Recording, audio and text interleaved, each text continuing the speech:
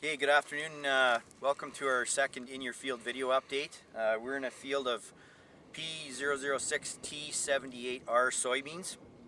These were put in the ground on May 9th, and we're June 2nd today. We've got our area agronomist Mike Weir with us here today. So Mike, we've walked into this field of emerging soybeans. What are some of the things that we need to be looking at here? Well, first things first, we got to do is see how things are emerging. As we're standing in the field here, we can see there are a few different stages as far as emergence. We have a majority of the plants in a unifoliate stage, but we still have some beans that are still cracking through the ground. So just assess where things are at as far as emergence.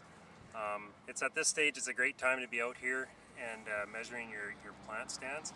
So assessing how your seeding rate compares to what your final plant population is at this current state. And with that, we'll use a meter square. So if we're shooting for around 150,000 live plants per acre, we should be in and around that 37 to 40 plants per meter squared. Aside from that, there's other things that are going on here. We can see some weeds starting to come through with the recent rains we've had. So again, by the stage of our beans here, the majority are unifoliate. As these weeds continue to flush, we could be looking at a herbicide application here within a week or so.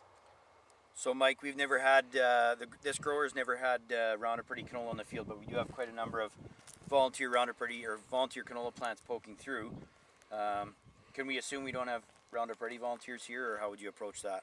Well, just from speaking with growers in the area, generally you get comments from guys that have never grown volunteer Roundup Ready canola in their field that still see some escapes. So with that being said, we can probably assume that a population or a percentage of these volunteer canola plants coming through are Roundup Ready. So with that, we have to look at options as far as a tank mix with our glyphosate application.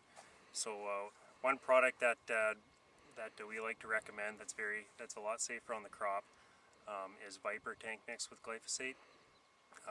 With your Bazagran and your Solo tank mix with your glyphosate, you'll pick up on those volunteer Roundup Ready canola plants.